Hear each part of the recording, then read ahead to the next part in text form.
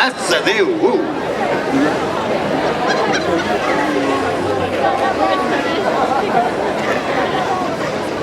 Io che gli era un momento.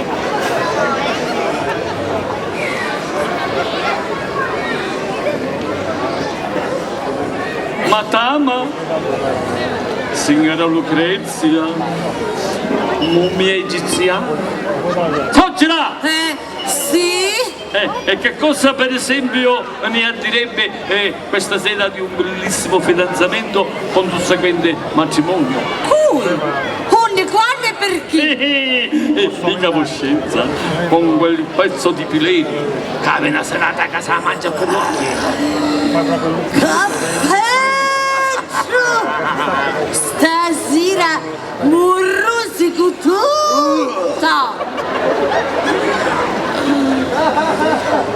E allora, signora Lucrezia, che c'hai a dire?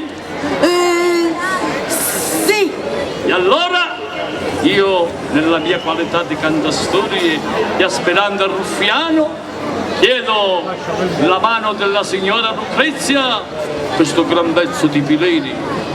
E io, Lucrezia Sparapaola, vedova Scillichi, sono strafelice di concedere la mia mano.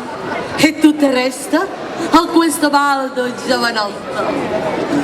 Oh, signora Lucrezia, io prima di accettare la vostra mano volevo sapere se marito di che morte morì, di morte naturale o di morte violenta. Oh, il mio povero Cornelio ha fatto una brutta fine, perché io sono una donna passionale, tutta fuoco. E che mica si bruciava allora?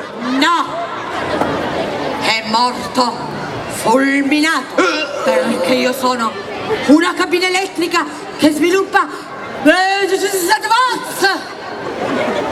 Ma tu non temere, fichitino, male che ti dovesse andare, invece di fichito fritto io ti faccio finire a fichito cotto. Vieni, fichitino, spegni questo fuoco. Ma che sogno bombiere che spegno un fuoco, Vieni, fichitino. Ma sbaglio.